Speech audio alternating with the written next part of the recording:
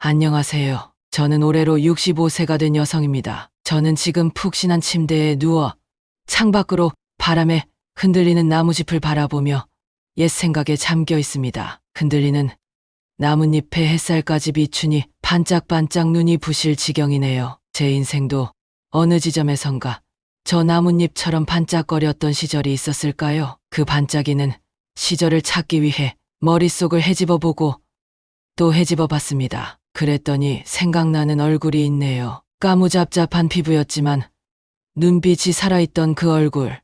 눈동자가 마치 지금 제가 보고 있는 나뭇잎처럼 반짝거렸던 것 같아요. 20살. 아직 아무것도 모를 나이였지만 그때 전 세상을 너무 일찍 알았습니다. 어린 시절부터 학교도 제대로 못 다니고 일을 했으니까요. 8살 다른 아이들은 부모님 손잡고 학교 입학할 나이에 저는 엄마 손에 붙들려 다른 집 파출부로 들어갔습니다. 아직 어리기만 하고 아무것도 할 줄 모르던 제가 설거지를 하고 심부름을 하고 그 집 아이를 돌보는 일을 했습니다. 저는 20살이 될 때까지 글도 몰랐습니다. 학교를 제대로 다니지 못했으니까요. 아이를 업고 동네를 서성이며 등교하는 아이들을 구경하고 또 하교하는 시간에 일부러 나가 학교를 마치고 집으로 돌아가는 아이들을 구경하곤 했습니다. 어린 마음에 나도 저렇게 가방 메고 학교 다니면 얼마나 좋을까 그 생각을 많이 했습니다. 그리고 가방을 메고 깨끗한 옷을 입고 그 아이들 틈에 섞여 있는 제 모습을 많이 상상했습니다. 그러나 현실은 늘 늘어지고 색깔이 바랜 티셔츠에 무릎이 다 늘어난 바지였지요. 그때는 어려서 잘 몰랐지만 그때 제 모습을 제가 가만히 생각해보니 딱 그런 모습이었던 것 같습니다. 그건 저에게도 가끔 기분 좋은 날이 있었습니다. 바로 엄마가 오는 날이었죠. 저는 그 집에 들어가 아예 살고 있었고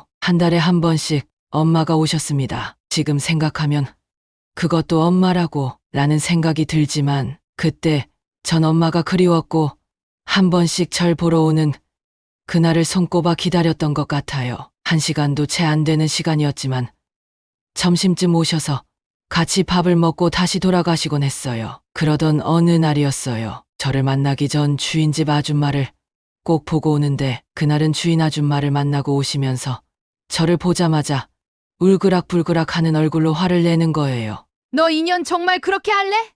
어디 하나 쓸데도 없는 년이 편하게 먹고 자게 해줘도 지랄이구만.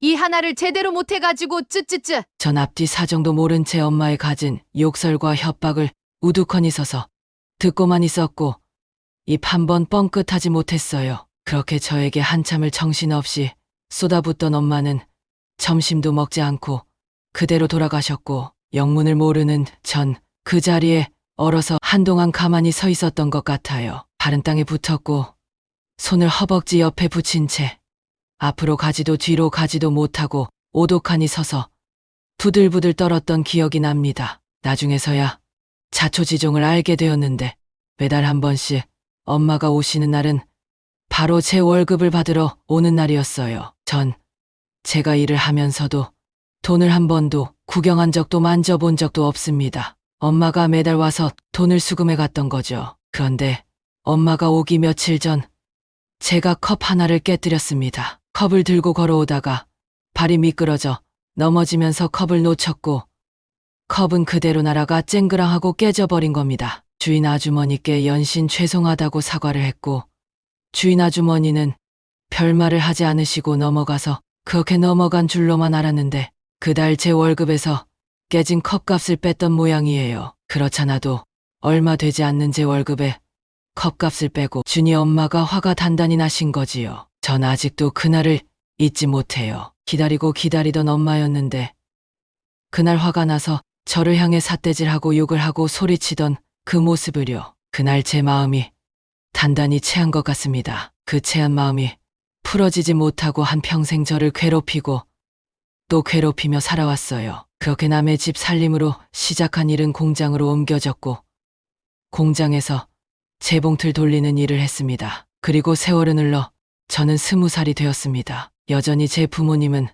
매일 술을 먹고 둘이 싸우기 바빴고 제 밑으로는 씨가 다른 동생 둘이 있습니다. 제가 맞이라 늘 동생들을 챙기고 제가 번 돈으로 동생들을 입히고 먹였죠. 저는 비록 학교도 제대로 다니지 못했지만 제 동생들은 학교도 다녔고요. 불만은 없었습니다. 그냥 당연한 일상이었으니까요. 그렇게 20살이 되었을 때 제가 좋다는 남자가 나타났습니다. 저보다 6살 나이가 많았고 까만 피부에 반짝이던 눈동자를 가진 남자였습니다. 깊은 호수를 담고 있는 듯 그의 눈빛은 깊고 진지했습니다. 네, 맞습니다. 제가 처음에 말했던 제 인생을 처음으로 반짝반짝 빛나게 만들어준 바로 그 사람입니다. 늘무스로 머리를 뒤로 깔끔하게 밀어 올리고 하얀 와이셔츠를 입고 은은한 향기를 풍기던 사람이었습니다. 배운 것도 없고 상처 많은 절 아주 부드럽고 젠틀하게 대해줬어요. 누군가에게 대접받는 기분, 날 소중하게 다뤄준다는 느낌.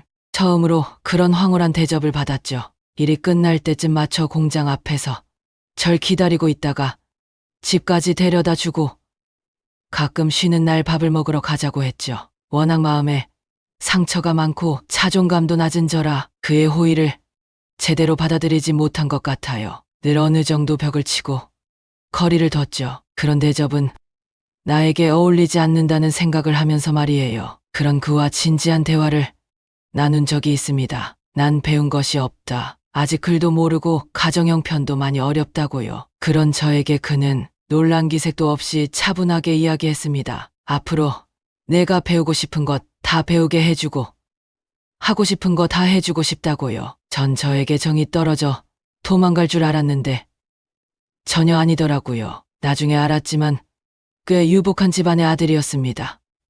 참, 저 같은 여자가 뭐가 좋았던 건지 지금 생각해보면 그 남자가 제 인생을 바꿔줄, 제 상처를 치유해줄 유일한 희망이었을지도 모르겠습니다. 그러던 어느 날 공장에서 같이 일하던 12살 많은 팀장이란 사람이 절 부르더군요. 저에게 꼭 할 말이 있다면서요. 일을 마치고 잠깐 이야기 좀 하자고요. 그리고 그날 일이 끝나고 팀장은 절 데리고 술집에 갔습니다. 술 한 잔, 두 잔, 세 잔.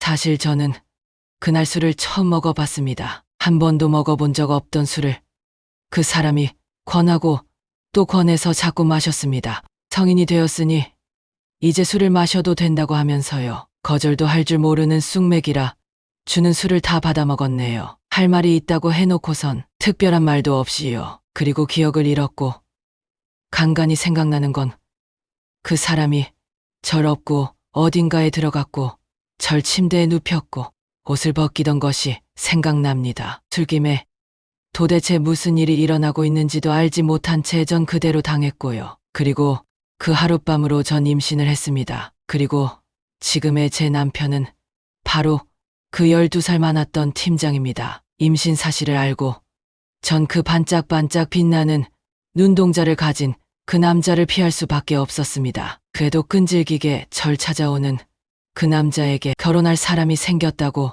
이야기했습니다. 그때는 그 남자를 빨리 떼어버려야 한다고 생각했거든요. 그냥 제가 임신한 사실을 알리고 싶진 않았어요. 제가 임신을 했다는 것이 그 남자에게 부끄럽고 또 부끄러웠어요. 결혼할 남자가 생겼다는 말을 한 후에도 그 남자는 종종 절 찾아왔습니다. 가끔 이야기 좀 하자고 하는 날도 있었고 먼 발치에서 그냥 보고 가는 날도 있었고요. 그러던 어느 날 배가 많이 불러 뒤뚱거리며 퇴근을 하고 있는 저를 먼 발치에서 바라본 그 남자는 더 이상 절 찾아오지 않았습니다. 저는 만삭이 되어 아이를 낳기 직전까지도 공장에서 일을 했습니다. 그렇게 그 반짝이던 눈빛을 가진 남자는 제 인생에서 영영 사라졌습니다. 그런데요, 제 인생은 왜 그런 걸까요? 어린 시절 가진 고생과 부모의 학대 속에 자란 저의 결혼 생활은 더 큰 지옥의 시작이었습니다. 남편이 술만 먹으면 절 때렸습니다. 저를 물건 집어던지듯 이리 던지고 저리 던지고 주먹과 발로 차고 시카를 가슴에 들이밀기도 하고 생각하기도 싫은 아픈 결혼 생활이었습니다. 그 와중에 저는 아이를 셋이나 낳았고 그 아이들을 키우기 위해 그 아이들을 지키기 위해 이를 악물고 살아왔습니다. 매일같이 반복되는 폭력과 욕설에 전 늘 우울하고 힘들었고 어린 시절부터 이날 이때까지 일을 안 해본 날이 없습니다. 그러니 몸과 마음은 늘 힘들고 지친 상태였어요. 계부는 돌아가셨지만 친엄마는 아직도 저에게 돈이 필요할 때만 연락을 합니다. 돈을 보내지 않으면 욕을 하고 보낼 때까지 연락을 해댑니다. 아이들이 성인이 된 후 남편의 폭력은 줄어들었지만 폭언은 더욱 심해진 것 같습니다. 그렇게 저는 부모에게 시달리고 남편에게 욕먹으며 아등바등 아이들을 지키는 것을 제 인생의 가장 중요한 목표로 삼으며 살아왔습니다. 그런데 드디어 제가 쉴 수 있다고 합니다. 몇 달 전 저희 큰아들이 어버이날 선물이라며 건강검진을 시켜주더라고요. 사실 그전에도 몇 번 권했지만 늘 시간이 없다는 핑계로 하지 않았습니다. 나라에서 해주는 기본 건강검진을 받았을 때 건강하고 아무 이상 없다고 했거든요. 그러니 괜히 돈 더 들여서 건강검진 할 필요가 뭐 있겠습니까? 나라에서 해주는 것 말고 병원에 따로 가서 건강검진하면 몇십만 원은 우습다고 하더라고요. 아들에게 그렇게 큰 돈 쓰게 하고 싶지 않았습니다. 그런데 이번엔 아들이 이미 예약까지 했고 돈까지 다 냈기 때문에 하지 않으면 그 돈을 고스란히 날린다고 하더라고요. 그래서 어쩔 수 없이 건강검진을 했고 뭐가 이상한 것이 나왔다고 정밀검사를 받으라는 연락을 받고 병원에 가서 이것저것 추가 검사를 해보니 글쎄요, 제가 난소암이라고 합니다. 바쁘게만 살아 제 몸을 돌볼 틈이 없긴 했지만 특별한 증상은 느끼지 못했는데 의사 선생님께서 난소암은 증상이 별로 없는 암이라고 하더라고요. 가끔 아랫배가 묵직하게 아프고 소화가 안 되는 증상은 자주 있었지만 그 정도 아픔은 제 인생에 늘 있었기에 별다른 의심을 못했던 것 같습니다. 그런데요, 참 이상하죠. 누구는 암이라고 하면 울고불고 난리가 난다는데 전 마음이 차분해집니다. 오히려 편하기까지 해요. 한 번도 쉬어보지 못한 삶, 한 번도 편안하다 느끼지 못했던 삶, 늘 불안하고 눈치 보고 고되게만 살았던 삶이라 그런가요? 이제 나 드디어 쉴 수 있는 건가라는 생각이 들더라고요. 저희 새 아이들은 울고불고 난리가 났는데요. 저는 오히려 희미하게 웃음까지 나던거려. 그리고 제 인생에 정말 잘한 일 한 가지가 생각났어요. 바로 암보험을 들어둔 거요. 전 그 흔한 보험도 없이 살았어요. 그런데 한 20년 전인가 동네에서 알게 되어 친하게 지내던 동생이 있는데 한참을 저와 살갑게 언니 동생하며 지냈는데 그 동생이 보험 하나만 들어달라 하더라고요. 참 저에게 잘해줬던 동생이고 그 동생도 사정이 안 좋은 것을 알았기에 암보험을 하나 들어줬습니다. 그 보험에서 암진단금이 나오고 사망보험금도 나온다고 합니다. 저는 우리 아이들에게 빚만 남기지 말자라는 생각으로 아등바등 살았습니다. 그래서 자산도 없지만 다행히 빚도 없습니다. 그런데 이렇게 큰 돈을 아이들에게 남길 수 있다니 너무 행복하네요. 최종 암 진단을 받았던 날 또 엄마에게 전화가 왔어요. 이유는 뻔했습니다. 돈이죠. 그날 워낙 경황이 없는 상황인데 또 돈 타령이니 가슴이 답답해서 화를 냈습니다. 먹고 죽을 돈도 없다고요. 그랬더니 소리를 바락바락 지르고 난리가 났습니다. 집에 당장 가서 구석구석 뒤져서 한 푼이라도 나오면 절 죽이겠다나요? 저도 지지 않고 싹싹 뒤져보라 했습니다. 그랬더니 니년 팬티에 숨겨놔도 내가 찾을 테니 걱정 마라. 라고 소리를 지르며 전화를 끊더군요. 보험금이 나온다는 사실을 남편과 엄마가 알게 되면 눈에 불을 켜고 달려들겠죠. 그래서 끝까지 숨길 겁니다. 보험금 수령자는 우리 큰아들 앞으로 해놨으니 그 사람들은 10원 한 장 만져보지 못할 거예요. 그리고 전 병원에 있으면서 시간과 돈을 쓰는 게 너무 아까워서 병원 치료는 따로 받지 않고 집에서 통원 치료를 하겠다고 했어요.